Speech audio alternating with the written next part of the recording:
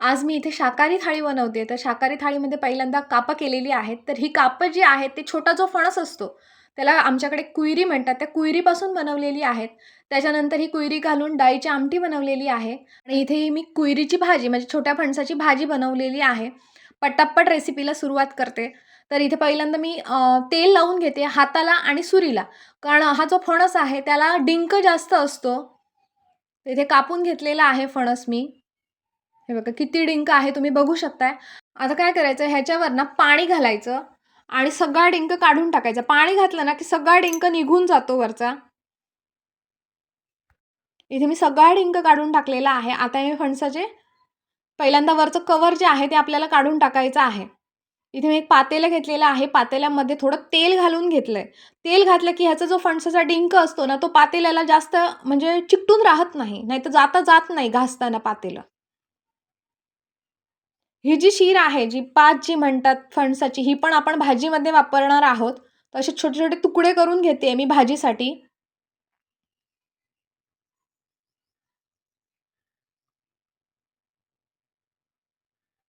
आणि हा फणस कोवळा असतो, त्यामुळे ही पात जी आहे ना, ती भाजीमध्ये छान लागते. काही जण वापरतात, काही जण वापरत नाहीत. तर इथे मी घालणार आहे ही भाजीत. भाजीसाठी ना, मी उभ्या अशा फोडी केलेल्या आहेत. थोड्या जाडसरच अशा फोडी आहेत त्या भाजीच्या. त्याच्यानंतर कापं करण्यासाठी मी इथे असे पातळ असे स्लाईस काढून घेते फणसाचे. हे बघा तुम्ही बघू शकताय. म्हणजे छान अशी कापं होतात त्याची. हे बघा अशी कापं काढून घेतलेली आहेत. त्याच्यानंतर इथे तुकडे करून घेते काही फणसाचे. हे डाळीच्या आमटीमध्ये घालणार आहे. डाळीच्या आमटीमध्ये पण खूप छान लागतात फणसाचे तुकडे. सगळा फणस माझा कापून झालेला आहे. आता इथे एक कुकर घेतलेला आहे. कुकरमध्ये पाणी घालायचं आणि पाण्यामध्ये थोडं तेल घातलेलं आहे.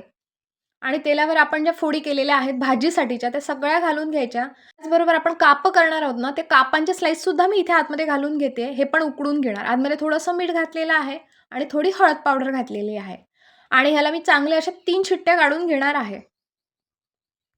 आता मी इथे भाजीचा मसाला बनवते, तर त्याच्यासाठी इथे पहिल्यांदा खोबरं घेतलेलं आहे मिक्सरच्या भांड्यात. त्याच्यानंतर मिरच्या घातलेल्या आहेत आणि इथे 4 चमचे भरून धणे घालते धण्याचा फ्लेवर जो आहे ना भाजीला खूप छान येतो, त्यामुळे धणे व्यवस्थित घालायचे.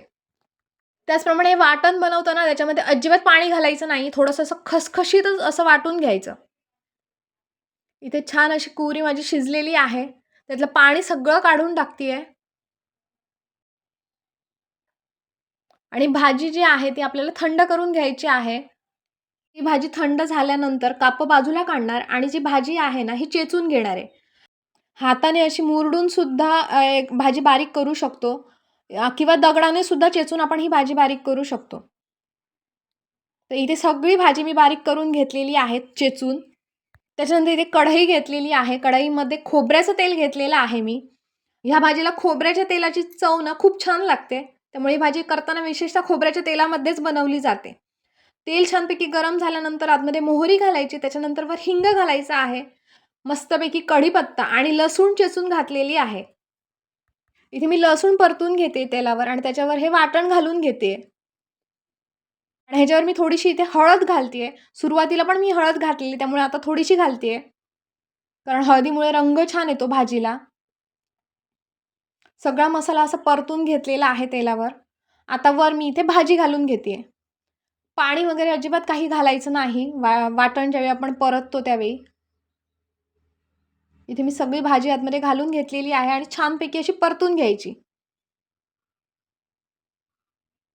मसाला जो आहे तो व्यवस्थित असा मिक्स झाला पाहिजे भाजीत आणि त्याच्यानंतर इथे वाफ काढून घेतेय एक. इथे चवीप्रमाणे मीठ घालून घेतेय. आणि इथे मी कोथिंबीर घातलेली आहे वर आणि छान अशी ढवळून घ्यायची आहे भाजी. ही जी भाजी आहे ना, ही जेवणाबरोबर बनवली जाते. त्याचबरोबर उकडं तांदळाची पेस्ट जी सकाळी नाश्त्याच्या वेळी बनवली जाते, त्याच्याबरोबर सुद्धा ही खाल्ली जाते आणि खूप अप्रतिम अशी ही भाजी लागते. आता मी इथे डाळीची आमटी बनवते तर त्याच्यासाठी इथे 1 वाटी डाळ घेतली स्वच्छ धुवून घ्यायची. त्याच्यामध्ये पाणी घालून घेतलंय. कांदा आणि टोमॅटो घातलेला आहे. वर थोडी कोथिंबीर घातलेली आहे. हळद आणि मीठ घातलं इथे. आणि इथे मी कुयरीच्या ज्या फोडी बनवून ठेवलेल्या छोट्या फणसाच्या त्या घालून घेतलेल्या आहेत. आणि कुकरला इथे 3 शिट्ट्या काढून घेतेय. इथे कुकर थंड झाल्यावर मी इथे उघडून घेतलेला आहे आणि डाळ मस्तपैकी आपली शिजलेली आहे. पातेल्यामध्ये तेल घालून घेतलंय. तेलावर मोहरी घालायची आहे. मोहरी छान अशी फुटल्यानंतर वर जिरं घालतीये. हिंग घातलेला आहे वर आणि वर इथे मी कढीपत्ता घालून घेतलेला आहे आणि एक डाऊलवर डाळीची आमटीवर ओतलेली आहे फोडणीवर आणि वर झाकण ठेवायचं म्हणजे फोडणी छान लागते डाळीच्या आमटीला अशी. इथे फोडणी घालून झाल्यानंतर सगळी डाळ इथे घालून घेतलेली आहे. त्याच्यानंतर इथे मी वाटण बनवते डाळीच्या आमटीचं. तर खोबरं घेतलेलं आहे, त्याच्यात थोडंसं मिरी घालायचं आणि मिरची घालायची आणि हे बारीक करून घेतलं. आतमध्ये मी पाणी वगैरे काही घातलं नव्हतं. थोडंसं असं जाडसरच वाटण केलं आहे. हे डाळीच्या आमटीत घालून घेतलेलं आहे. वर मीठ घालायचं चवीप्रमाणे आणि इथे 2 कोकम घातलेली आहेत आंबटपणासाठी. वर कोथिंबीर घालायची आणि छान अशी उकळी काढून घ्यायची डाळीच्या आमटीला. खूप मस्त अशी होती ही डाळीची आमटी आणि ह्या ज्या फोडी आहेत कुयरीच्या आतमध्ये घातल्यात त्या पण खूप छान लागतात आतमध्ये. तर इथे माझी डाळीची आमटी बनवून तयार झालेली आहे. आता मी कोकमचं पाचक असं तिवळ बनवतेय. तर त्याच्यासाठी पहिल्यांदा भांड्यामध्ये पाणी घालून घेतलेलं आहे. आतमध्ये थोडं मीठ घातलंय. 2 चमचे इथे आगळ घातलेला आहे. आगळ जर नसेल ना तर काय करायचं, सोलं जी असतात ना ती थोडा वेळ भिजत घालायची 2-3 तास पाण्यामध्ये आणि त्याचा जो रस येतो तो घ्यायचा आहे. त्याच्यानंतर इथे हिंग घातलेला आहे अर्धा चमचा आणि गूळ घालते इथे 2 चमचे. वर थोडी कोथिंबीर घातलेली आहे आणि मिरच्या बारीक चिरलेल्या. व्यवस्थित असे मिक्स करून घ्यायचं आहे. खूप छान अशी चव असते आंबट गोड अशी ह्या तिवळची आणि पाचक असं हे तिवळ आपलं बनवून तयार झालेलं आहे. आता मी कुयरीची कापं बनवायला घेते. त्याच्यासाठी इथे हळद पावडर घेतलेली आहे. त्याच्यानंतर मिरची पावडर घालायची आहे. मीठ घालायचं चवीप्रमाणे.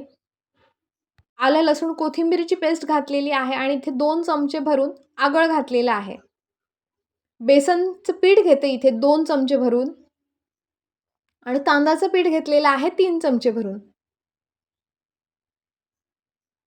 वर थोडीशी कोथिंबीर घालायची आणि पाणी घालून ह्याचं एक मिश्रण बनवून घ्यायचं आहे. असं जाडसरच असं मिश्रण बनवायचं आहे. खूप पातळ असं बनवायचं नाही.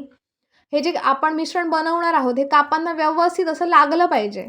अशा पद्धतीने इथे कापांना हा सगळा मसाला लावून घेतलेला आहे. आता इथे मी एकदम बारीक रवा जो असतो तो घेतलेला आहे आणि त्याच्यामध्ये थोडं चवीपुरतं मीठ घातलेलं आहे. सगळं मिश्रण एकत्र करून घेतलंय आणि कापांना ना हा रवा दोन्ही बाजूनी व्यवस्थित असा लावून घेतलाय. तवा छान असा गरम करून त्याच्यावर तेल घालून घेतलेला आहे. गरम तवा करायचा म्हणजे कापं छान अशी होतात आणि त्याच्यावर कापं घातल्यानंतर पुन्हा एकदा थोडंसं तेल घालून घ्यायचं. खमंग अशी ही कापं होतात, कुरकुरीत. एक साईड भाजली ना की ती परतून घ्यायची आणि दुसऱ्या बाजूने पण व्यवस्थित असं तेल घालून भाजून घ्यायचं. कुयरीची कापं इथे दोन्ही बाजूनी व्यवस्थित अशी भाजून घेतलेली आहेत. आता इथे जाळीवर एका काढून घेतेय. ही कापं जी आहेत ना जाळीवर काढली ना की वाफ धरत नाही त्या कापांना आणि तशीच कुरकुरीत जास्त वेळ राहायला मदत होते. तर इथे माझी पूर्ण थाळी बनवून तयार झालेली आहे. तर आजचा व्हिडिओ तुम्हाला कसा वाटला मला नक्की कमेंट करून सांगा आणि असाच मस्त मस्त खावा, सुशेगात राहा. माझ्या व्हिडिओ लाईक करा, शेअर करा आणि सबस्क्राईब करा. थँक्यू.